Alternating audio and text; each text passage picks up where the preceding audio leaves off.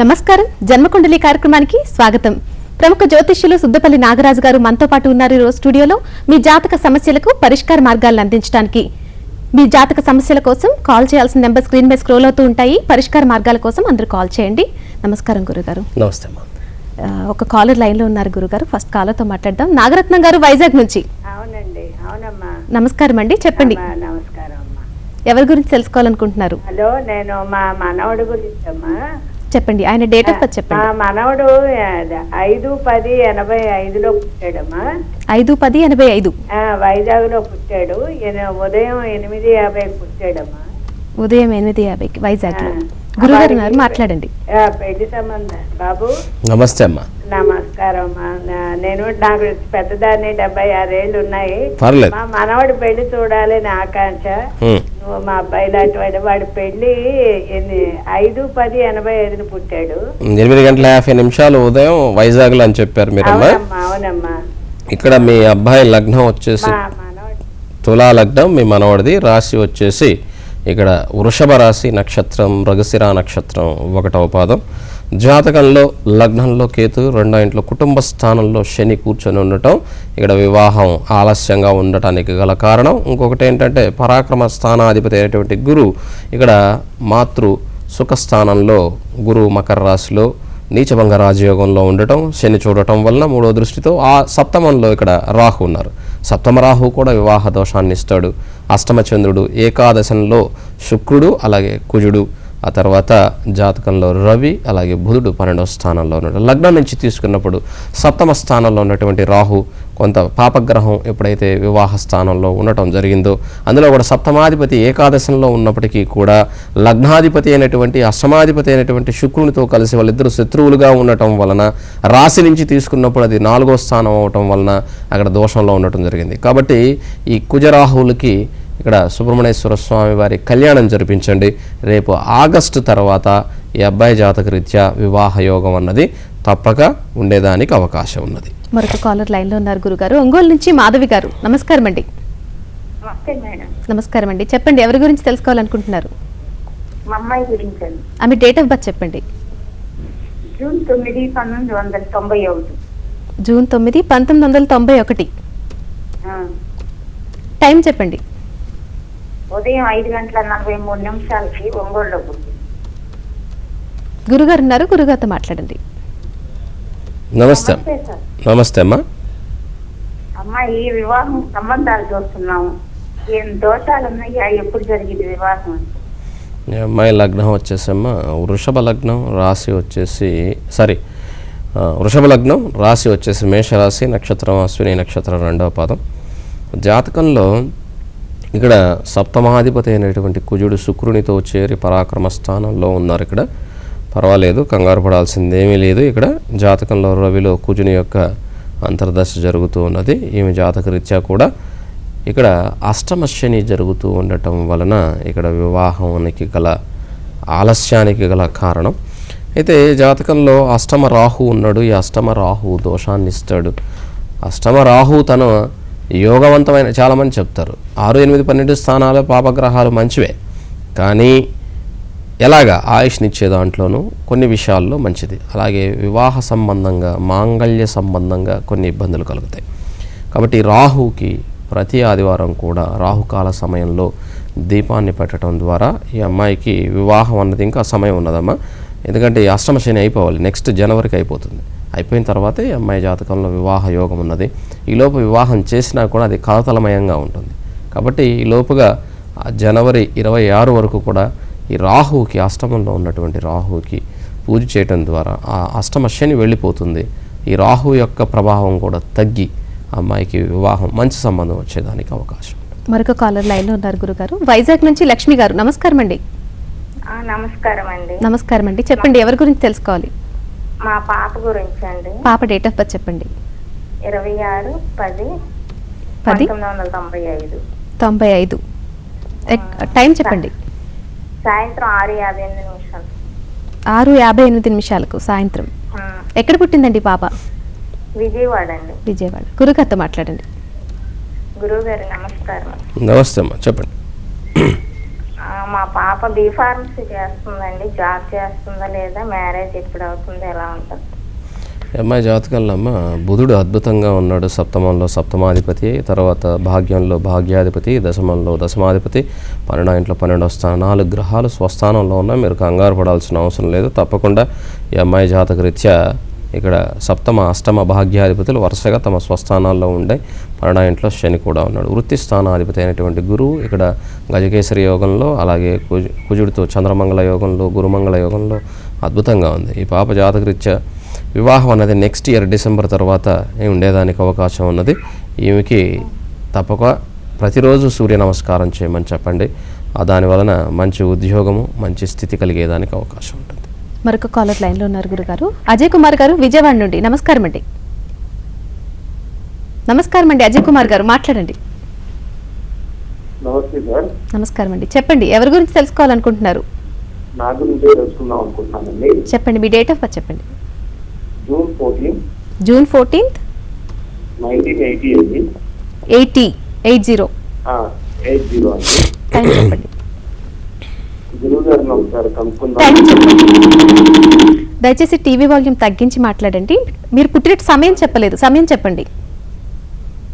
శనివారం 1:35 అండి, మధ్యాహ్నం 1:35కి. ఎక్కడ పుట్టారండి? విజయవాడలో అండి. విజయవాడ. గురుగారితో మాట్లాడండి. నమస్తే గురువు గారు.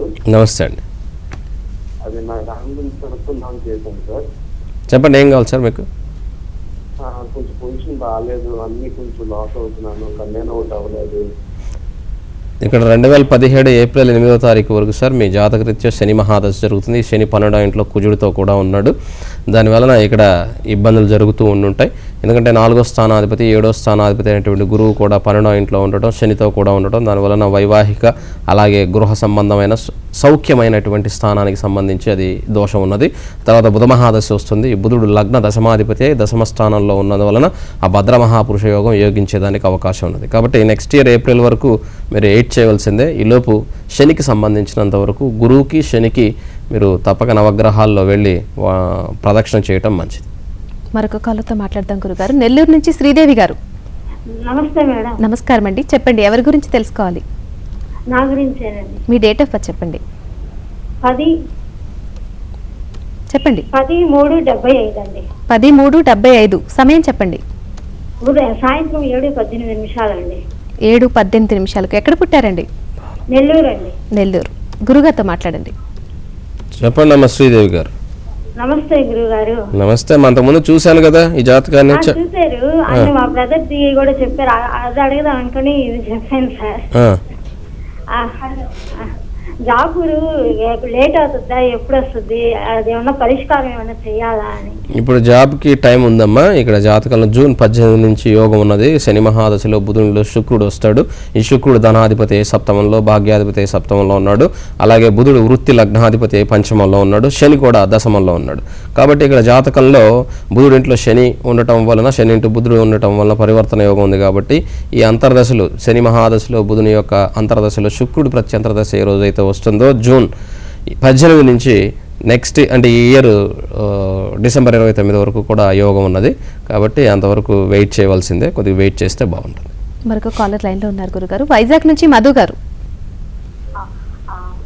నమస్కారం అండి. ఎస్ చెప్పండి.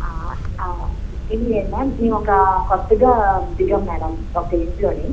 అయితే అది నైరుతికి ఎదురుగా సందు ద్వారం ఉన్నది, అలా ఉండొచ్చా అని నిన్న మా కొలిగి ఒకరు వచ్చారు. ఇది ఉండకూడదు, యజమానికి ప్రాణహాని అని అంటున్నారు మేడం. అది ఎంతవరకు కరెక్ట్ అని గురుగారితో మాట్లాడండి. అది వాస్తు సంబంధంగా అమ్మ, అది భూమి ఉపరితలాన్ని బట్టి చూడాలి. ఆ ఇల్లు యొక్క చుట్టుపక్కల అంటే అక్కడ ఉన్నటువంటి పరిసరాలని వాటిని పరిశీలించి చెప్పాలి. జనరల్గా అయితే నైరుతిలో ఎవరు కూడా నైరుతి మూలలో ఎవరు పెట్టుకోరు. దానికి వీధి సూలున్నా లేకపోతే ఆ నైరుతిలో ద్వారం ఉన్నప్పుడు దాన్ని ఎవరు కూడా ఉపయోగించరు, దాన్ని క్లోజ్ చేస్తారు. కాబట్టి ముఖ్యంగా నైరుతిలో ఉన్నటువంటిది అది ఎలా ఉన్నది అన్నది మాత్రం చూడాలి. కానీ అక్కడైతే మాత్రం వీధి సూల కానీ లేకపోతే నేరుగా ద్వారం కానీ ఉన్నట్లయితే దాన్ని క్లోజ్ చేయటం మంచిది. మరొక కాలర్ లైన్లో ఉన్నారు గురుగారు. రాజమండ్రి నుంచి శ్రీనివాస్ గారు. హలో నమస్కారం అండి, చెప్పండి. నమస్తే మేడం, గురుగారితో మాట్లాడారు. చెప్పండి, డేట్ ఆఫ్ బర్త్ చెప్పండి. మీ date of birth. Madam date of birth లేదు మేడం, నా పేరు శ్రీనివాస్, డేట్ ఆఫ్ బర్త్ లేదు. గురుగారు ఇంట్లో వాళ్ళది ఎవరన్నా చెప్పండి అమ్మా, లేదంటే నీ పేరు ప్రకారం చెప్పాలంటే మళ్ళీ రాసి మారిపోతుంది, నువ్వు చెప్పిన దాని ప్రకారం నేను చెప్పాల్సి వస్తుంది. ఇది సార్ ఎవరికి ఇంట్లో ఎవరికి కూడా డెట్టపట్టలేవు, డెట్టపట్టి వచ్చేస్తుంది సార్. ఇప్పుడు సమస్య ఏంటో చెప్పండి, ఇప్పుడు ఉన్న సమయానికి బట్టి మీకు నేను చెప్పాలి. జాబ్ సమస్య సార్, జాబ్ గురించి. ఒక్క నిమిషం.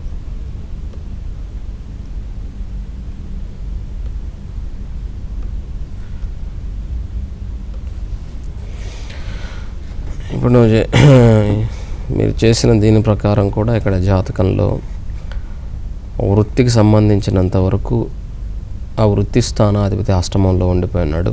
ఈ రోజున సింహరాశిలో ఉన్నటువంటి ఇది నక్షత్రం వచ్చేసి ఈరోజు పుబ్బా నక్షత్రంలో ఉన్నది. కాబట్టి ఈ అష్టమంలో ఉండటం వలన ఇవన్నీ కూడా ఇబ్బంది. అయితే ఈ జాతక సంబంధంగా జాబ్ కోసం మీరు చేసే ప్రయత్నాలు చిన్న చిన్నవేవో వస్తాయి, కానీ మీకు కరెక్ట్గా జాబ్ అనేటువంటిది మీకు స్థిరత్వం కలిగించేటువంటిది నెక్స్ట్ ఇయర్ ఫిబ్రవరి 26వ తారీఖు తర్వాత మాత్రమే దానికి అవకాశం ఉన్నది. అంతేగాని ఈ లోపుగా వచ్చేటువంటి ఏమన్నా కూడా చిన్నది ఏదో వస్తుందో 4 రోజులు చేస్తారు, తర్వాత మానుకుంటారు. అలాంటి స్థిరమైనటువంటి ఉద్యోగానికి మాత్రం మీకు సంబంధించి నెక్స్ట్ ఇయర్ ఫిబ్రవరి వరకు వెయిట్ చేయాలి. మరొక కాల్తో మాట్లాడదాం గురుగారు. గుంటూరు నుంచి లత గారు. నమస్కారం అండి. నమస్కారం అండి, చెప్పండి. నమస్తే అండి. మా హస్బెండ్ డేట్ ఆఫ్ బర్త్ చెప్పండి మీ హస్బెండ్ది. 6/2/1944. 6/2 కాదండి, ఒక్క నిమిషం 2 అంటే 6/2/1944 మధ్యాహ్నం 3:30. మధ్యాహ్నం 3:38. ఎక్కడ పుట్టారండి? తాడికొండ. గురుగారితో మాట్లాడండి. చెప్పండి అమ్మా. నమస్తే అండి. నమస్తే. ఫిబ్రవరి 1944. అలాగే అమ్మా, వచ్చింది. మీరు చెప్పండి, ఏం కావాలో చెప్పండి. జాతకులది ఆయనకి కొంచెం ఎలా ఉంటుంది ఏంటి? ఏంటిది, ఎలా ఉండదమ్మా? ఆరోగ్యమా, ఫైనాన్షియల్ గానా, లేకపోతే అసలు ఏంటిది?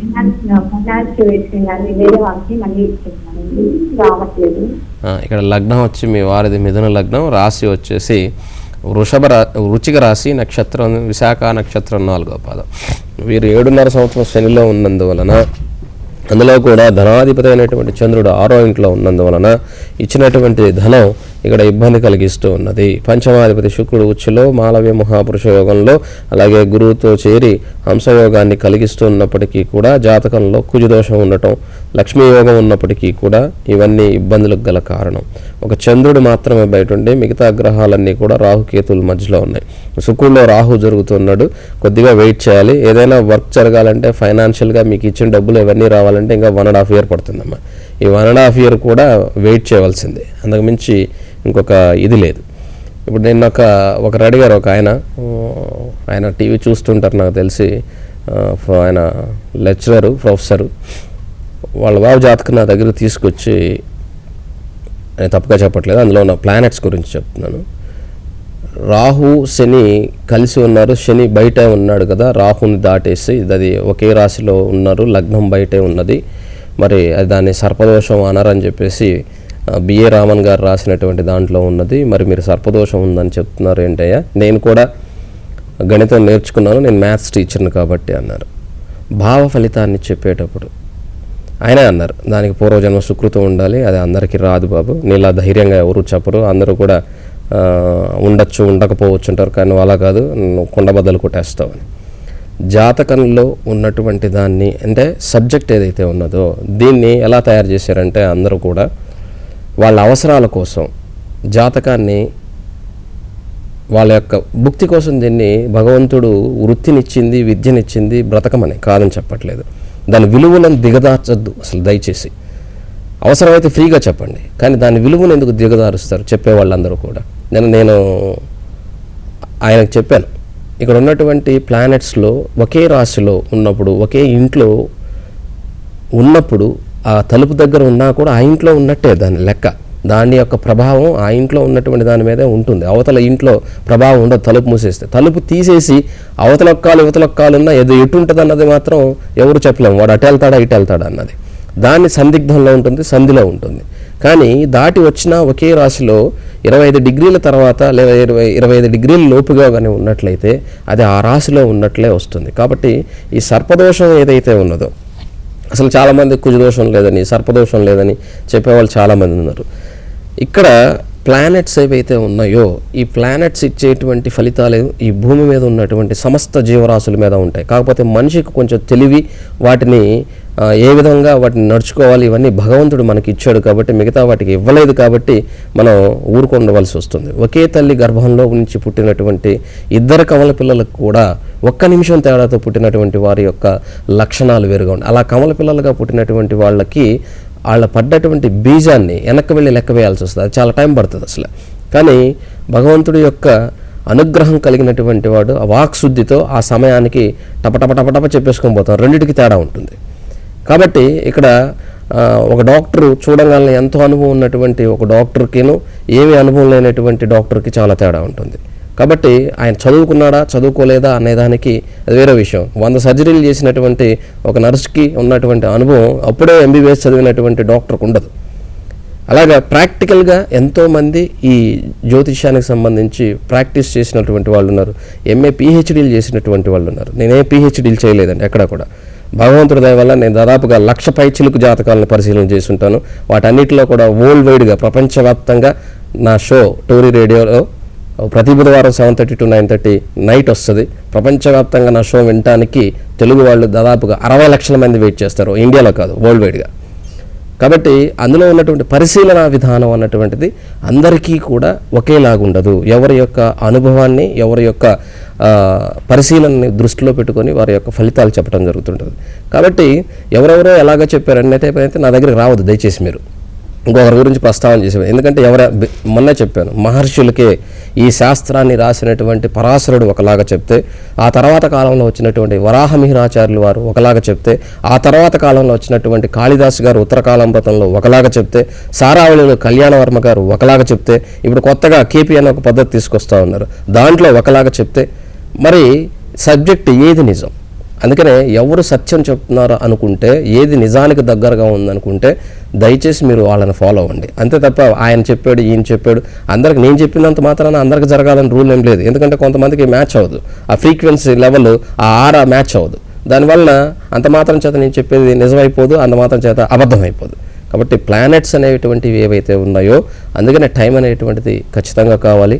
ఒక చిన్న డిగ్రీ తేడాతో కూడా కొన్ని లక్షణాలు ఒకే తల్లి గర్భంలో నుంచి పుట్టినటువంటి వాళ్ళకే చాలా తేడా ఉంటుంది. ఇంకొక విషయం, ఒకే హాస్పిటల్లో ఒకే టైంలో 4 శిశువులు కన్నప్పటికీ కూడా 4 జాతకాలు ఒకలాగుండవు. దయచేసి ఇది గుర్తుపెట్టుకోవాలి. ఎందుకంటే వారి యొక్క తల్లిదండ్రుల యొక్క పాపపుణ్యాలతో పాటుగా ఈ బిడ్డ యొక్క పూర్వజన్మ సుకృతం కూడా ఇందులో ఉంటుంది. కాబట్టి ఒక జాతకాన్ని 5 జాతకాలు ఒకసారి ఒకే టైంలో పుట్టినటువంటి వాళ్ళని తీసుకొచ్చినా కూడా వారికి సపరేట్గానే ప్రెడిక్షన్స్ వస్తాయి. కాబట్టి ఇది మాత్రం దయచేసి గమనించాలి. అది భగవంతుడు ఇచ్చేటువంటి వాక్శక్తి వలన, భగవత్ ఆరాధన వలన మాత్రమే ఇది కలుగుతుంది. ఇది సత్యం. ఎందుకంటే భగవంతుడు ఎక్కడున్నాడా అంటే అసలు నువ్వు ఉన్నావు అంటే భగవంతుడు ఉన్నట్లే. ఇంక అందులో మాత్రం ఎటువంటి సందేహం లేదు. ఎందుకంటే నీలో ఉన్నటువంటి ప్రాణమే, నీలో ఉన్నటువంటి శక్తి మాత్రమే భగవంతుడు. దాన్ని నువ్వు ఏ రూపంలో చూస్తే ఆ రూపంలో కనపడుతుంది.